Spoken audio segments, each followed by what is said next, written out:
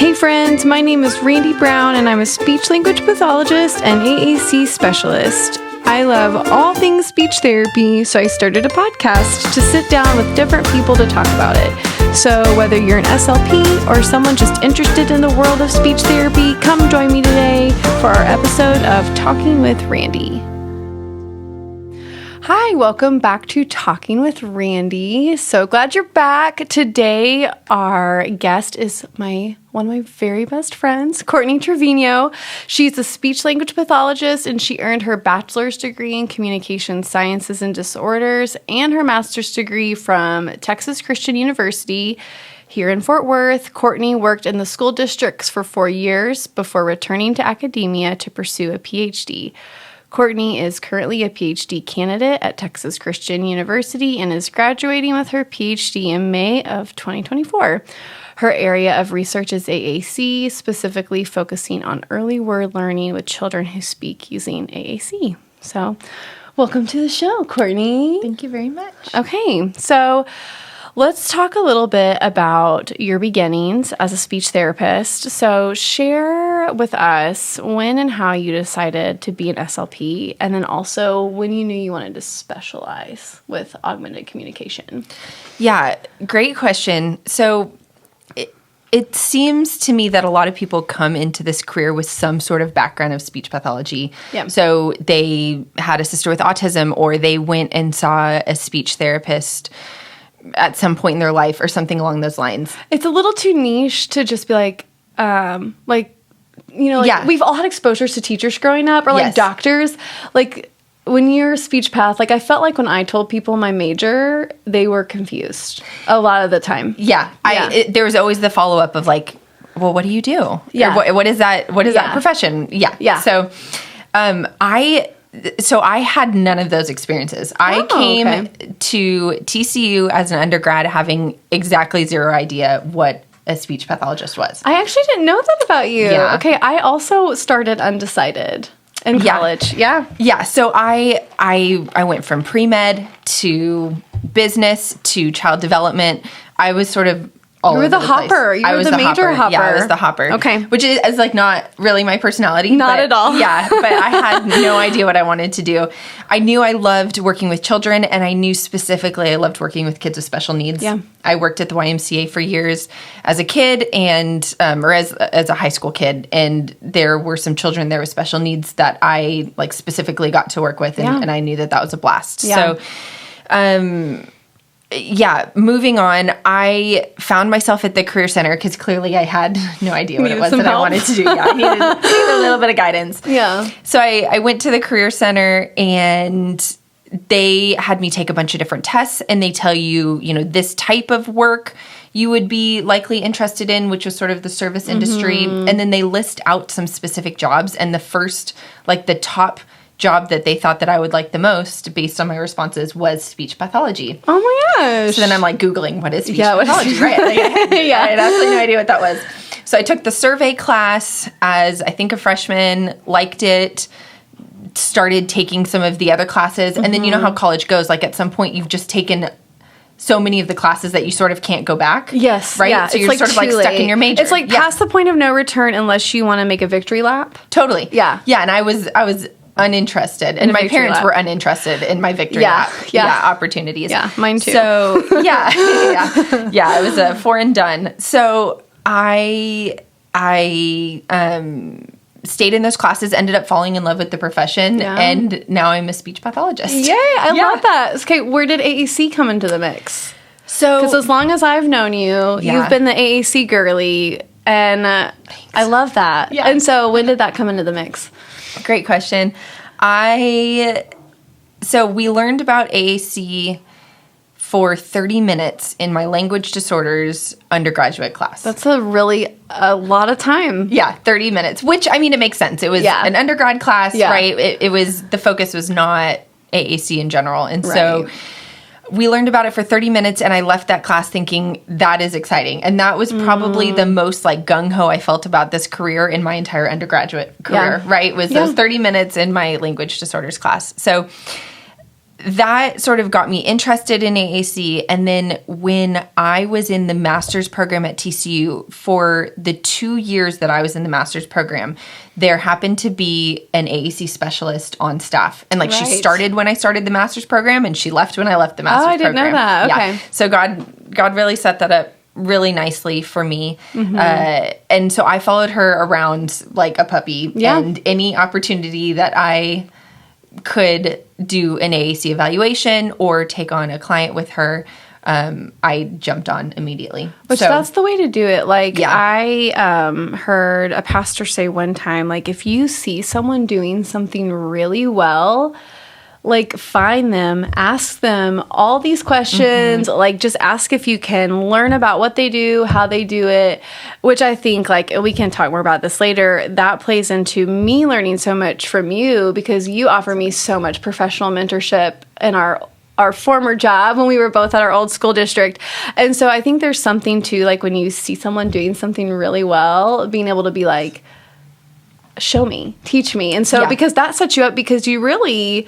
Again, we'll talk about it more later, but like, you started a huge initiative by beginning an AT program as a CF, basically. And so, like, I think that I lost my train of thought. Yeah. No, I appreciate that. You know, it all just sort of fell into my lap. I found myself at a job in a district that was very much interested in getting AAC going, but they didn't have anybody that knew how to do that. And so they sort of like let me run with it. And so it all just, I mean, it all was set up perfectly. But that's another part of sort of my AAC journey as well, because I graduated TCU with my master's degree, loving AAC, but I also worked in a research lab for children who are deaf or hard of hearing. And so those were sort of my two loves. Like, I loved both those populations and sort of was equally interested in pursuing both. Oh, okay. I didn't know that. Yeah, but I ended up finding a job, again, at a district that was looking for AAC specifically.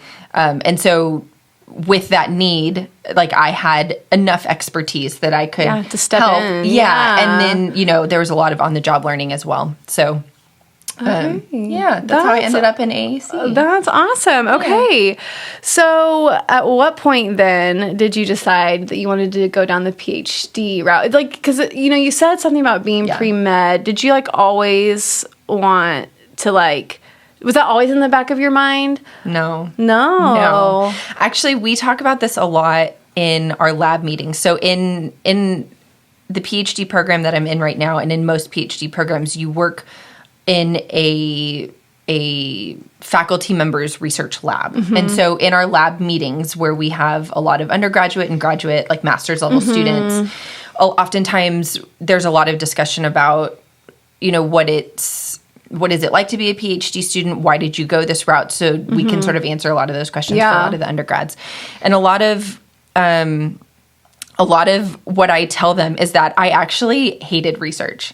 I don't even believe that. Yeah, I wanted next to nothing to do with research. I was dreading the research class that we take in the master's level programs. I did too. I actually really dreaded, because I know it's different at TCU, but I went to Missouri State, and we had to fulfill a master's level research project, and I was so daunted by that, and just thought, there's no way I could ever do anything. But now I'm like, I love helping you with your studies, and, hope to do PhD in the future. Like, it's so funny. I also felt the same. I was very put off. I didn't enjoy the research class. I didn't. No. So I wanted nothing to do with research. We at TCU had the option of either doing a thesis, which is like a master's level research project, or you can take comprehensive exams on all of the different subjects. And I chose to take comprehensive exams. Can you even believe that? No, I can't. No. Yeah. Why did I think that was a good idea? I chose to study an insane amount so that I could regurgitate a ridiculous amount of information across voice, fluency, swallowing, things that I could not regurgitate at this point in my life. Language across the board, all of that. I elected to do that over a research project, which is now... This is actually one of the nerdiest things ever that I've said, but doing research is like a hobby of mine. Yeah. Like I think it's fun. Like I you have like fun. to get to the bottom of something. Totally. Whether we're talking about speech or like brainstorming, who knows what. You love to solve a mystery. I really like to solve problems. You love to get to the bottom of it. I think that's solving problems is really, makes me excited. Yeah. So, how did I want to, or how did I decide to get into PhD, to go to back to school again to get a PhD? To answer that question, that also just sort of fell in my lap. Yeah, so AAC fell in my lap. Yeah. The PhD fell in my lap. Yeah, I remember calling you and being like, hey, let's talk about this. I think you were like, I think I'm going to do this. Yeah. And I was like, of course, I was like, that makes sense. Yeah, you're the biggest hype girl. So I was working at the school district, and I also feel like I need to say I had the most wonderful job. Yeah. I know you had the job after me, so you know, it was the most wonderful job. I got to provide AAC intervention, and I primarily worked at the high school, but I also worked with elementary and some of the like preschool classrooms as well. And like embedded into that was a lot of like coaching other SLPs. Yeah, which is fun. So I provided the intervention, but I coached SLPs, I coached teachers, I coached families. Yeah. That was a blast. I did AAC evaluations. I got to help families get at-home AAC devices. And so it was the perfect job for me. Yeah. But again, total nerd. I found myself having more fun writing up the AAC evaluations or analyzing a language sample than I did actually providing the treatment. And so the more that I started to think about that, I was like, I think I'm in the wrong area of the field. Yeah. Like if I want to sit and analyze a language sample more than I want to go out then and then provide the treatment for the areas of language that we found that were disordered in the language sample, that is pretty backwards. Yeah, no, I can empathize with that. Like, obviously, I'm still practicing clinically and, like, really enjoying what I'm doing with my current clinical practice. But I will say, this is going to sound so nerdy, there's a certain high that comes with, like, assessing a kiddo. So let's say, you have a three-year-old who isn't talking, and you're going to assess and figure out all the skills that they have and make that feature match and, like, present all these different options for trials, and then you're going to coach their SLP to where they feel really confident in implementing that. That feels great. That's so much fun. And so I think that, like, it is a neat shift when you're like, okay, I love empowering other people to do this. I also enjoy providing the therapy and treatment. Yeah. And, I feel like I learn so much in the treatment process. Like, I feel like kids teach me. It's so wild. Kids teach you so much. Like they teach you so much. But it is, I love how you put it. It is kind of a wake up call when you're like, okay, there's something about this that I really like that isn't necessarily a part of what my job description. Right. Yeah. And so that just in and of itself kind of got me thinking. And then through like a lot of snowball effects of things happening in the background that we don't need to get into, I got contacted from TCU just by one of the professors saying, hey, we're taking on a PhD student. I know that you enjoy research. Do you have any interest in applying for this PhD position? Yeah. If so, here's the link. Go ahead and submit. So that, again, like I wasn't even necessarily looking for a PhD program at that time. It just sort of occurred to me that maybe I was in the wrong area of the field, and then I get this contact from TCU, and I think it's like, okay, well, I guess maybe I'll apply. So, yeah, and I think it's good to have like an open mind to like when like things present themselves, and like you and I talk a lot about like putting yourself out there and being willing to kind of like take a risk, and I think that's a big part of it too, because sometimes like you and I both know when you're a speech pathologist, there's never a shortage of jobs. Like you can always get a job as a speech pathologist, and it's a gift to be in a field where there are jobs, and you can get one. But like sometimes you have to be able to like look at a job offer or an opportunity and be able to filter out like, no, this doesn't align with my future goals, hopes, dreams. But it's really cool that you were able to like see the opportunity and be like, yeah, I think this does align with my next steps. Like, why not just put myself out there and just try it? And I think you're so glad you did it, you know? So, yeah. And I always like to stress too that, you know, when I'm talking to other people that I was not interested in research. And I know that I said that earlier, but like, I think that there is this assumption that people that are in research always wanted to go into research and always wanted to be a professor. And I had like zero desire for any of that. Yeah. I wanted to work with kids and I enjoyed the school schedule and, you know, there was a lot of benefits in all of that. But it again, like it all just fell into place and I find myself excited on Mondays. That's so nerdy. I'm excited. No. Like I love what I do. Yeah. And so I guess it's just my encouragement for anybody that might be listening that like if you are approached or just if opportunities like that present themselves to like consider them. Yeah. And you can say no. Yeah. Or you can say yes, or you can try something for a little while and it doesn't work. I've literally done all of those things in the last year. Yeah. So, so there is that. So, okay. So let's kind of move and talk a little bit about like the impact that research has as clinicians. Cause I think like something that's been really eye-opening to me as like your friend and someone who's like walked alongside you in this process and like, you know, I've just got to have a really cool firsthand look at like recruitment processes or like brainstorming and coming up like, okay, we have this idea of a concept of something we might want to measure, you know, because sometimes Courtney will call me since I am still practicing clinically and talk about, okay, she'll have an idea and then I'll be like, okay, here's something that I do that relates to it or how could we shape this? It's like really fun to kind of talk through because ultimately the goal is to come up with ideas that is going to benefit kids and that's and that benefits families. And then, you know, or like we're doing something that benefits teachers, but it's for the benefit of kids. And so it's really fun to just kind of sit and think like, okay, I've seen this work from this angle. And so all that to say, like, I think I've learned through your PhD process that like being aware of literature that's coming out, like new literature, reading studies, is so empowering as a clinician because it's made me a much better clinician because, you know, when you have something that is evidence-based that you see in the literature, it just makes a positive impact. Or like I even think, like this is a small example, not related to AAC,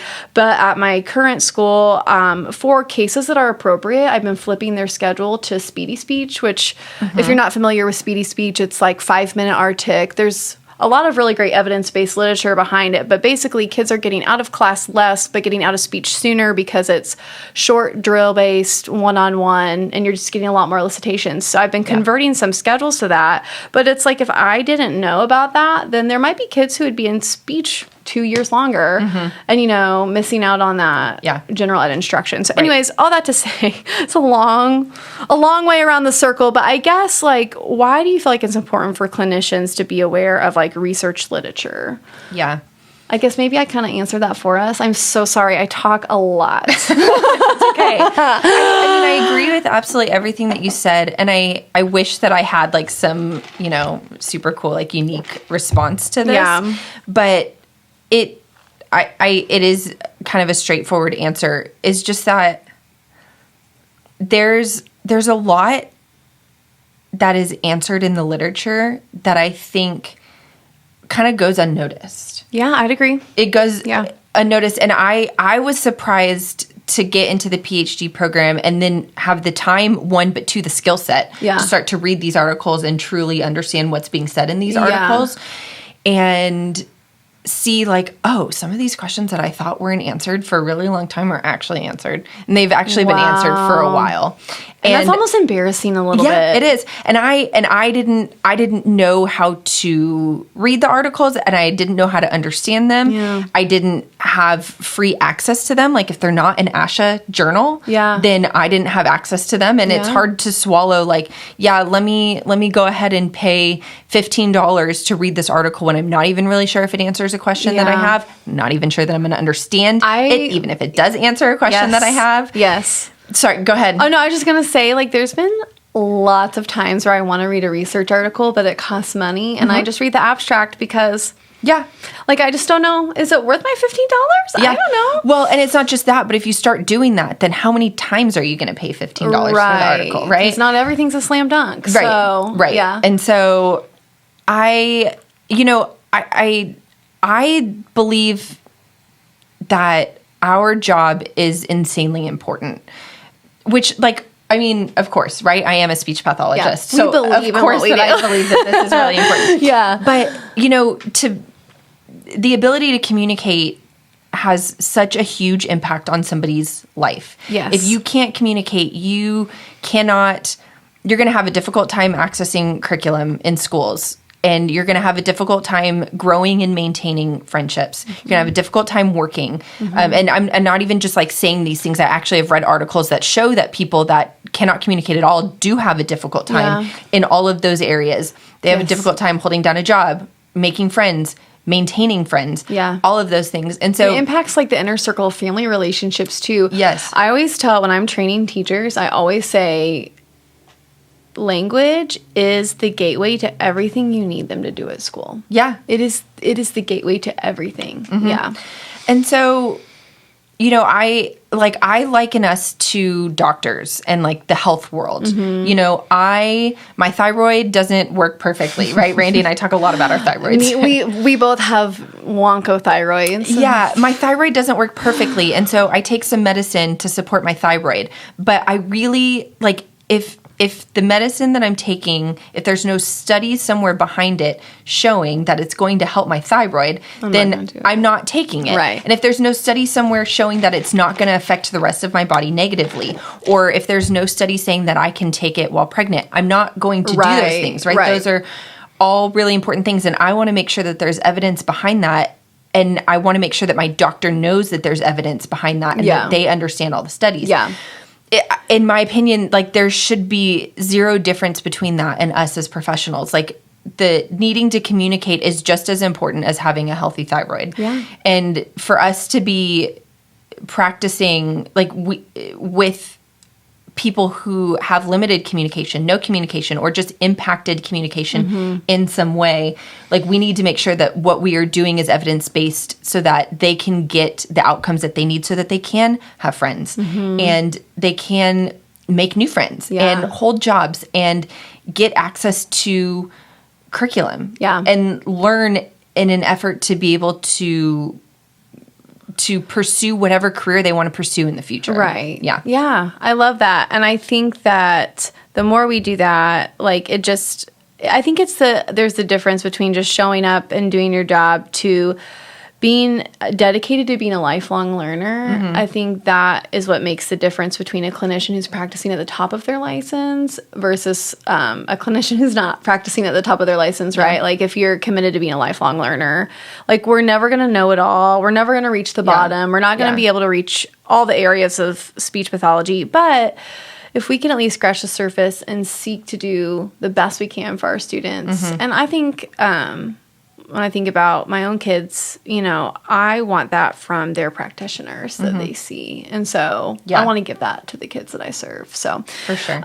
So do you feel like, the main barrier is access, like with the cost of the articles, or...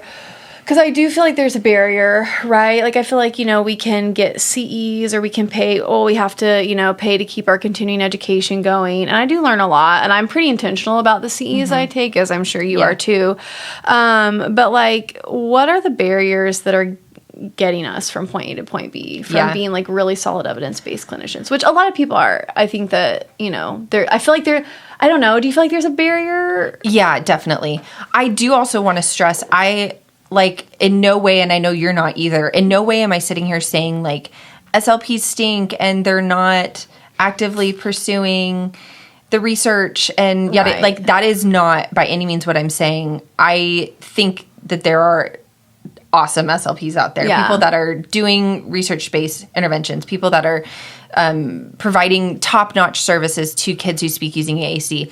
And for other populations as well. I also do think that there's a barrier, and I don't think that it's the clinician's fault. I think it's just the way that everything has been structured for our profession and SLPs in general, that, like, SLPs are up against being, like, independent in reading the research and using the research to answer the research questions. And I think you're speaking from a place of personal experience. Totally. And I think I am too.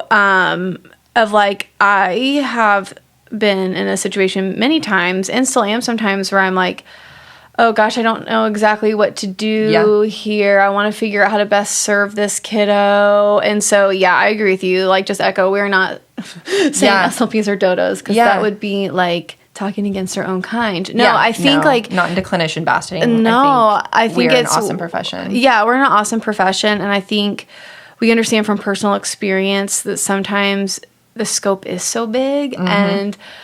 It's hard. Yeah, it is hard to sometimes be able to have the access, I think. That So getting back to your original question was, I think, are there barriers to SLPs practicing like in an evidence-based research? Yeah, just using research and practices. And I think 100% there are barriers. I say that as somebody who was practicing, and I knew myself that I was having issues in like getting into the literature and understanding it and things like that. I will say I was in an awesome master's program, and I even had a really, really good research class. Like that taught me a lot about research.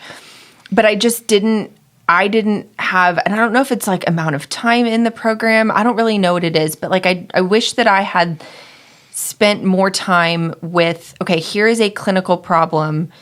Go to the research and figure out how to answer that question. Oh, I love that. I almost like, I wish that was a class. I've actually thought about that as like I'm progressing. I love that. So much. That's so cool. Yeah. As I'm progressing into becoming a professor at some point in the future, that is something that I've thought about. Like, hey, we should just have a class where you have a problem and you have to solve it by the end of the class. You have to go find... And you have to cite your sources. Yeah, cite your sources. You have to use an article. You have to be able to understand the article. College me would hate 30-year-old me so much. Yeah, college me would hate that class. Yeah. I would not have enjoyed that class. Agreed. However, I think...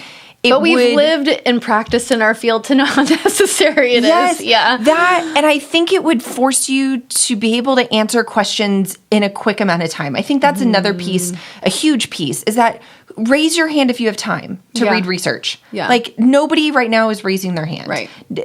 Nobody has time to read research. Nobody has time to do the job duties that are literally written on your job contract. Therapy is a demanding world. I always think I don't have any regrets in becoming a speech therapist, but I will say I don't think I understood. You have to be a pretty good self-manager. Totally. I think my college professors would. I just think that they probably saw me and realized how poor of a self-manager I am. No.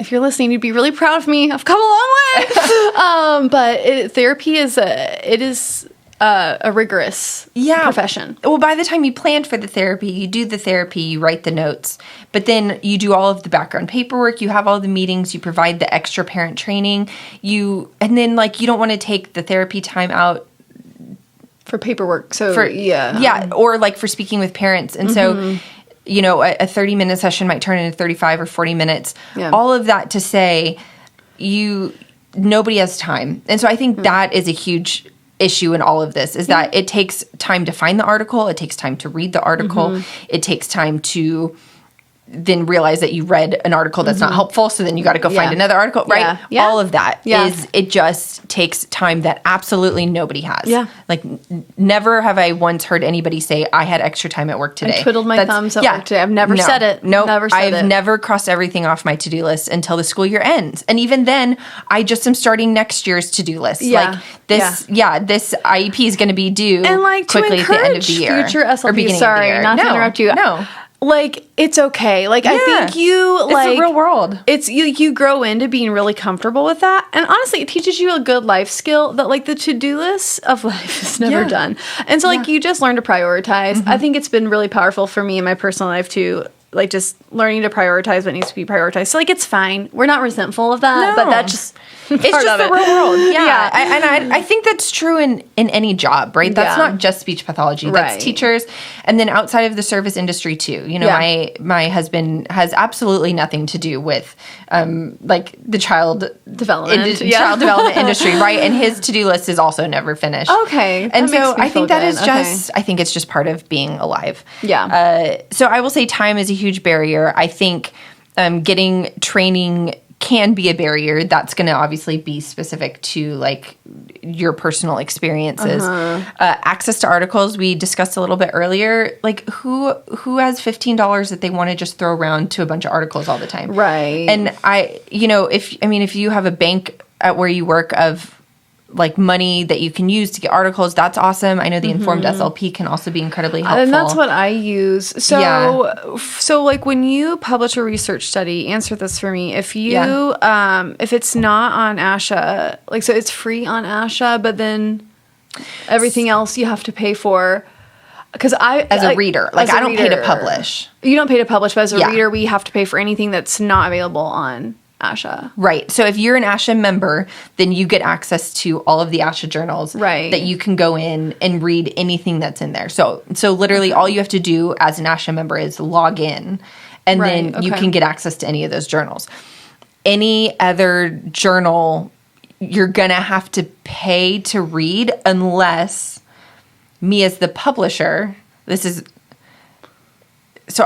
unless me as the publisher, I have paid what they call an open access fee to the journal.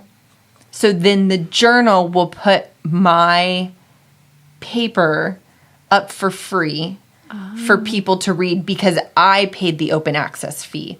So if I want... That feels kind of stinky. Okay. So then if I want to publish open access, then I need to... What ends up happening is that universities have funds that you can apply for. And I need to make the case that like I need this paper to be open access for XYZ reason.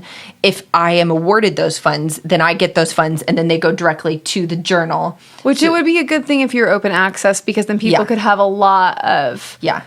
People could have free access to, so more people are going to read it and be able to implement those strategies. Okay. I will say, if you're listening and you're looking for access to journal articles, there are, and I don't want to speak, I don't fully 100% understand this. This is like kind of in my to-do list for the next 2 years. Yeah. But there is a way that like if I am the author, I can have my own article on my own website. Maybe it's my separate website. Maybe it is my lab website that's connected to the university. But I can have my own article on a website that then other people can come and get for free because I am the author. And so I can put it up for free. You can't put my article up for free. Does that make sense? But like, it can't be through a publisher. Yeah, it can't be like you. If your name is not on the paper, then like you can't put it up for free. Right. But if your name is on the paper, then you can. Now, I think there are some rules. Oftentimes, it can't be like the full pretty article that they publish. It's like it has to be like the double spaced, Word document, APA format, taking all of us back to school.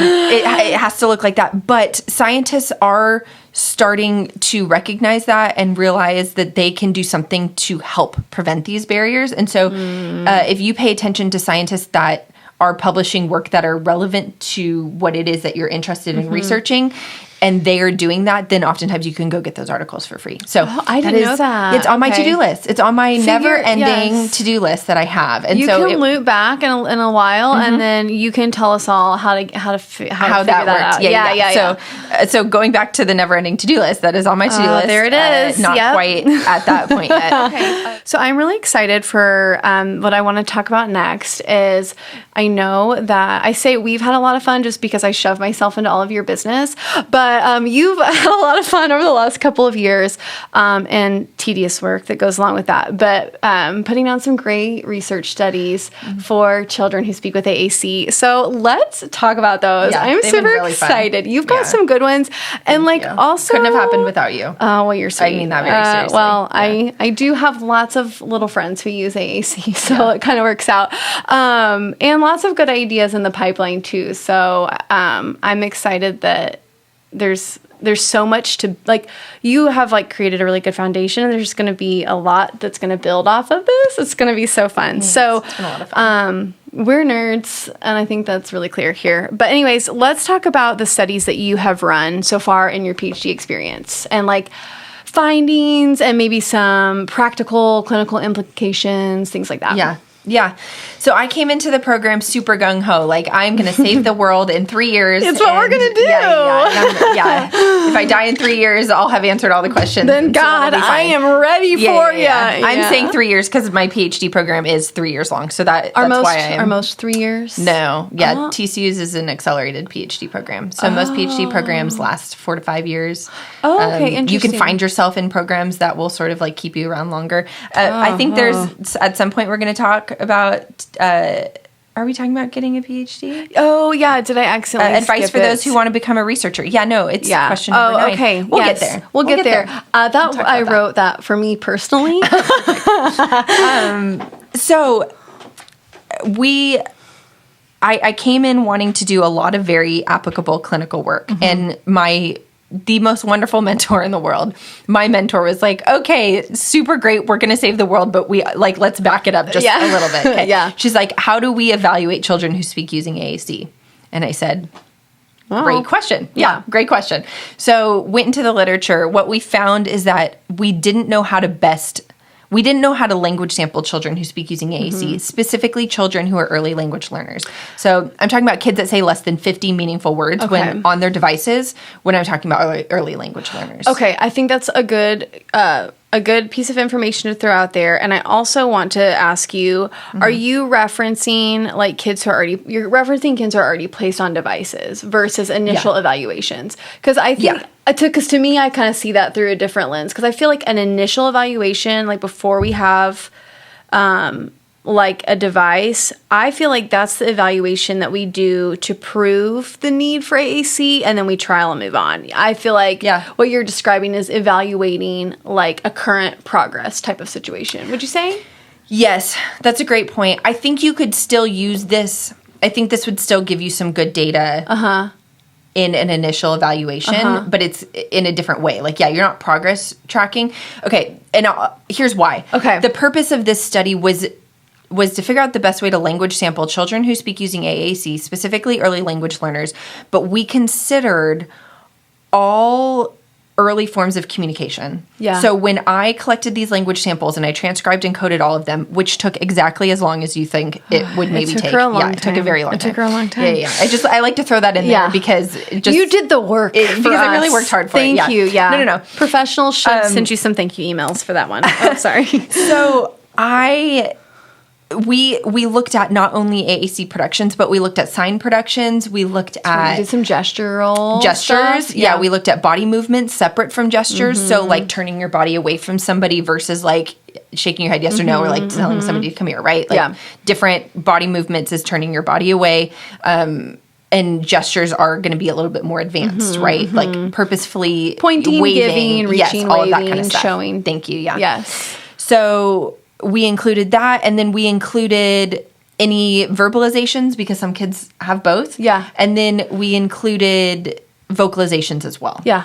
And then any of those paired together. Yeah. And so the reason that I think you could use it then in an initial evaluation is because it is helping you to characterize for somebody that you think is going down the path of using AAC. It's still going to characterize the different other types of early language productions that these children are using. First of all. Second of all, it's going to give you sort of a baseline of where the child is at in using the AAC device. So did the child say any purposeful, meaningful words after you modeled them once? Like if you gave a model and the child came in and then actively imitated that model that you gave and then showed you that they understood what it meant. What I mean is, like, if I say go on the device and then I blow bubbles and then the child comes back and says go on the device and then looks at me, they've now understood that this word has a meaning. You just used it to communicate something. Now I'm going to come, I'm the child. Yes. I'm going to come in, I'm going to repeat that, and now I'm waiting for something to happen. Yeah. That is a pretty high language skill for a child to come in and have with a device versus somebody who comes in and you're modeling language on the system and they aren't even touching it. Both of these children, I'd need to be so clear, both of these children can develop language on an AAC device. Yes. Both of these children have a future speaking using AAC. And both of these children should be given access to AAC. I think, correct me if I'm wrong, what you're getting at is it's a baseline. So if we have a kiddo who is imitating, like if we think about it, how our verbal kids are growing, if a kiddo is imitating words on the device, then they are just, they're understanding word learning a little bit more. But if a kiddo is more, like if a kiddo is using gestures, but maybe doesn't have a few gestures or maybe isn't imitating actions as much, some of those like pre-linguistic skills, we would want to maybe target that in tandem while we're modeling on the device because they're going to grow into the device. That's what you're saying? Absolutely. Yeah. So you're saying that this assessment isn't just for like a reevaluation of an AAC device, that it's giving us a picture of early language emergence as a whole for kids who are minimally verbal. Okay. I just want to make sure that we're all understanding. So I think that's good because people, I think people are so daunted by this kind of assessment. And so I wish more people understood not understood. I wish more people knew that your research with this is out there because I see on Facebook groups all the time people asking about AAC evaluations and things like that. And this creates such a good picture of where to start with a kid. Anyway, sorry, I hope I'm not speaking for you. No, obviously we're both really passionate about this. It's great. And so, we do this with all kids that we treat, but if you would use the same tool, the language sampling, which we'll describe here in a second, but you would use the same tool for different purposes. So if it's your first evaluation, you're using the language sample technique that we found to be the most effective for this population. You're going to use that language sample technique in an effort to characterize where the child is at before you've even started. But if you're using this 9 weeks later or a full year later, whatever it is that you're doing 3 years later for your 3-year reeval, whatever it is, then you're using it to represent where the child is now, and you can come back and compare to that initial evaluation. That's beautiful. That you originally had and say, like, okay, here's the progress that we've made, here's the progress that hasn't been made, and where we sort of need to go next. Keep some good continuity between assessments. So what we did, we had 10 children who speak using AAC as participants. They had different diagnoses. They used different AAC devices. And we elicited 3 language samples from every child. So we did the CSBS. We just used their elicitation protocol, meaning that like they tell you exactly what to do. Present bubbles 5 times. Wait for the child to do XYZ. Once the child does this is how you respond. It's very structured. So we followed that as our structured option. Then we elicited a language sample using a play-based elicitation strategy. This was, and I'm going to take a while. Okay, spoiler alert. This was the best one. The play-based language sample elicitation strategy was the best one. But I'm going to explain it in detail because it's important at this point. So I sat down with children and I played with them for 10 minutes. That's it. I set a timer and I video recorded it. We played for 10 minutes. I had toys like I had a Mr. Potato Head, I had a farm set, and a truck.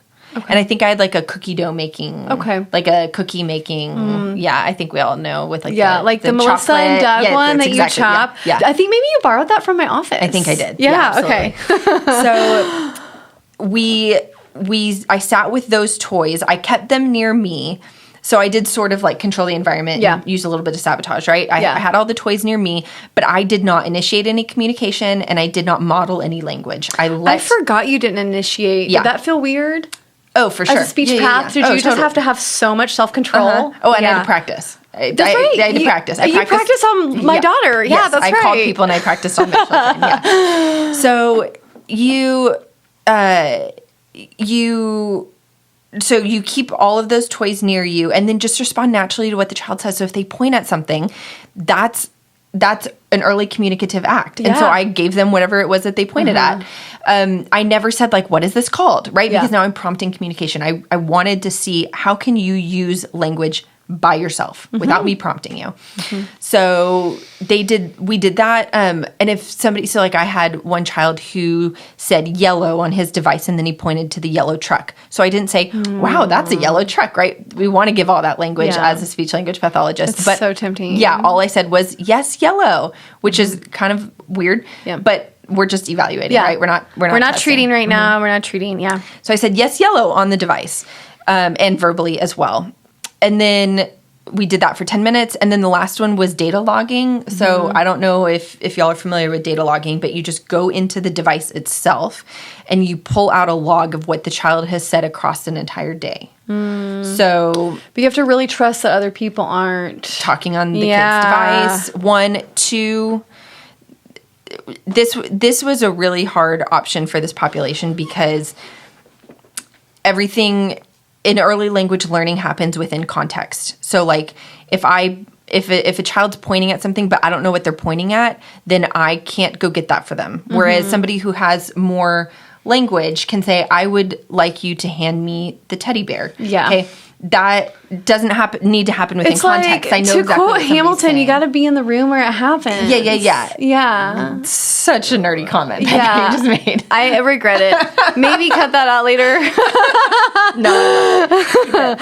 I think that to myself a lot. I don't know. A lot of Hamilton quotes that I use in just normal life. That's like a derail. Anyways, sorry. Continue to talk about I love it. Highly important things. So, the problem that we saw with that was it was out of context. And so the kids were saying a bunch of single words on the device. I didn't know if they said dog, were they asking for the dog? Were they just labeling that there was a dog in the area? What if it was a babble? What if it was an explorative? Totally. Did they just accidentally come across dog and find it? Did the teacher say dog on the device? Like with this population, it was the context was not there. And so that didn't give us good information. So interesting. Okay. The play-based elicitation strategy. So we took all of those samples, transcribed, coded them, and then correlated those results with reports that we got from their practicing speech language pathologists, which you were one of them. Yeah, so I did fill out some of those for you. Yeah, we had the practicing speech language pathologist complete communication matrices or the communication matrix, if you're familiar with that. If not, it's also another great tool. Really good. If you're working with complex communicators, early language kids. Yeah. Love it. So then we correlated the SLP's responses with the children's language samples, and we had the most correlations with the play-based elicitation strategy, which is great because it's free. Yeah. You don't have to pay for you just have to have the toys near you. Yeah. And the CSBS took 3 times longer than the play-based. I believe that. Yeah, the CSBS took about 30 minutes to elicit and then hours to transcribe and code, whereas the play-based elicitation strategy, once I got the hang of it, it took 10 minutes to collect, and then it took, I don't even remember, maybe like an hour to transcribe and an hour to code. I don't remember. It wasn't bad though. Like it took a while for me to get it. And for an assessment, if that kind of sounds like a long time if you're like looking from a bird's eye view, but like for those of us who do assessments, we all know assessments just take more time.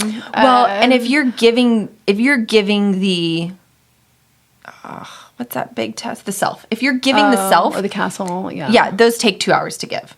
So the trade-off is the just castle that this week. The trade-off with this is just that you're spending 2 hours analyzing it, but you get what you're getting in 10 minutes. Yeah, it's really quick. And what else was I gonna say? I also think if we're thinking from like a child-led approach, like that's gonna be way more child-led and lend itself. And we know that like kids are going to give us a more authentic expression of themselves in like play that they enjoy. And so I think that kind of hits home for a lot of people too, because I know that that's something that's talked about a lot in our field right now is child-led approaches. And I think that that is really important to give them an opportunity to play and express themselves. And so it's kind of cool that all kind of works out. Yeah, and I think with the play-based elicitation strategy, you're looking at what they do naturally. Whereas with the CSBS, you're putting them in situations where they like need to communicate. It's like very probed. It is. Yeah. Granted, it helped us to, in some ways, see the limits of their expressive language abilities. Ooh, like, how far can I push you? Yeah. Like, how much you're not getting can I get from with you? The play-based. With the play-based, you're not really I'm getting responding the naturally. ceiling. Yeah. Yeah. With the other one, it's like, how far can I get you? How many times can I get you to communicate? So if you need that kind of data, the CSBS actually might be the better option. Yeah. But if you really just want to see how a child can sit and communicate with you, naturally how they can use their own expressive language skills to communicate with you, the play-based elicitation strategy was and best. I could see like a place for both too. I have a little guy now who his re-eval is coming up, and I would like to do a CSBS with him because like I want to see kind of the depths of what he would do with the, elicited or like probed communication. But like I just think like based off of what you've shared and then kind of seeing that in my own practice too, like, taking the information as I've learned from you while you've been doing all of these studies, like, I just think obviously how do you verbalize it exactly? The play-based elicitation strategy. Play-based elicitation strategy. Play-based. Like, it just, that sample. feels top tier of like a child's true skills, I guess. Yeah. So. Yeah. I will say as a quick side note, I then reused this strategy in a later study, and I used a doll instead of the toys that I described, and it went so poorly. A doll? A doll. Like a doll and like feeding toys and clothes changing and all of that kind of stuff. I think it was because it takes like so long to change a doll's clothes. Yeah. And they just like didn't need me. So if you are doing this, just don't use a doll. And maybe tell me if I'm wrong here. I would think I like the toys that you shared. I would also liken toys for this experience to toys that like encourage use of me as a person and as a communicator. So like, Courtney and I talk about this a lot, but I'm a huge proponent of thinking about levels of play and levels of language. And so like if we have a really emerging communicator, I'm going to use like early forms of play. Not always. Kids like what they like, and I'm going to incorporate things that they like. I'm not going to make them play with anything.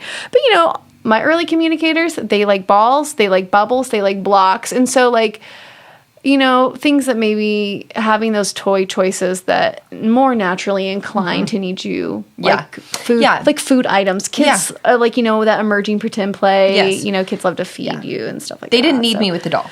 Yeah. And so I didn't get good language samples. Yeah, I can attest to that just in therapy sessions. Yeah, I used to have a girl who loved dolls. Yeah. And she is really just...